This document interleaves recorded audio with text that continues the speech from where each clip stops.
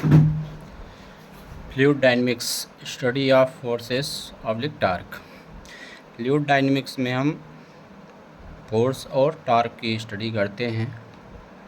तो यहाँ जो नेट फोर्स होता है वो मास इनटू एक्सेलरेशन के बराबर होता है। और नेट फोर्स में जिन फोर्सों को कंसीडर किया जाएगा, फोर्सेस को कंसीडर किया जाएगा, उनमें है gravity force, pressure force, viscous force, FC oblique FT, turbulent force, और ये कोई फोर्स होता है, देखकर बताएंगे, एफजी, एफपी, एफवी, एफटी। इन चार फोर्सों को रेनॉल्ड एनालिसिस, एक रेनॉल्ड एनालिसिस है, इसमें इन चार फोर्सों को कंसीडर किया जाता है। और एफजी, एफपी, एफवी को नेवियर स्टोक एनालिसिस होती है, उसमें कंसीडर किया जाता है। एफजी और एफवी को यूलर एनालिसिस में कंसीडर किया जाता है। मतलब यूलर एनालिसिस में सिर्फ दो फोर्सेस को कंसीडर किया जाता है, बाकी तीन फोर्सेस को जो है नेग्लिजिबल मान लिया जाता है। तो यूलर इक्वेशन जो होती है, समेशन ऑफ नेट फोर्स जो होता है वो मास इनटू एक्सेलरेशन के बराबर होता है, जिसमें ग्रेविटी फोर्स और प्रेशर फोर्स को कंसीडर किया जाता है। और जो यूलर इक्वेशन है, इसको डिराइव करने के बाद जो आती है dp by rho plus g d z plus v d v is equal to 0। ये जो है किसी पाइप से अगर फ्लूइड फ्लो कर रहा है तो उसके लिए यूलर इक्वेशन ये होती है। सपोज करिए एक फ्लूइड एलिमेंट है जिसका लेंथ जो है ds है, और ये जो है और जो एग्जिट और एंट्री के बीच में जो पोटेंशियल डिफरेंस है dz है। तो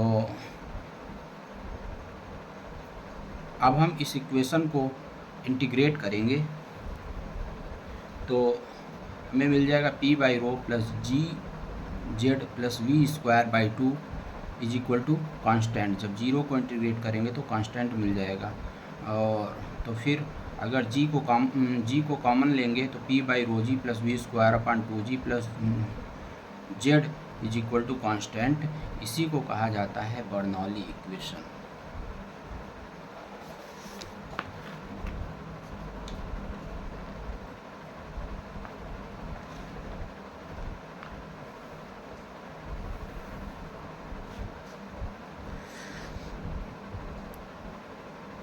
ये कोई पाइप है, इसमें से फ्लूइड फ्लो कर रहा है और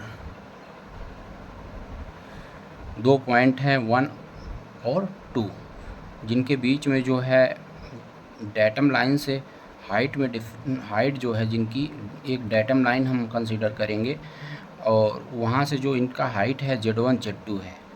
तो p1 by rho g plus v1 square by 2g plus z1 is equal to p2 by rho g plus v2 square by 2g plus z2। ये जो है कांस्टेंट होने के नाते बर्नौली इक्वेशन अप्लाई करेंगे 1 और 2 पर, तो हमें ये मिल जाएगा।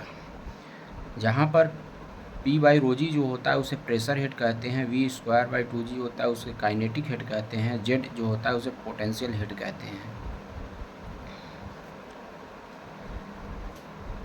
बर्नौली इक्वेशन जो है वो कंजर्वेशन ऑफ एनर्जी पर बेस्ड है।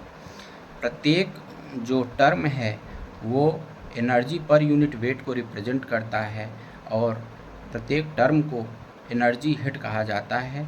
And unit of each term is metre, और जो प्रत्येक टर्म है इसका यूनिट जो होगा वो मीटर होगा। इसको कैसे निकालेंगे? Joule per newton is equal to energy का यूनिट होता है जूल, पर वेट का होता है न्यूटन। तो joule per newton is equal to newton into metre upon newton is equal to metre. ये जो होता है प्रत्येक टर्म का यूनिट हो जाएगा मीटर में। एजम्पशन क्या लेते हैं बर्नौली इक्वेशन में कि फ्लो जो है इनकम्प्रेसिबल है, और फ्लो जो है इरोटेशनल है, नॉन विस्कस फ्लो है, अप्लीकेबल। और ये जो बर्नौली इक्वेशन है ये बाउंड्री लेयर के आउट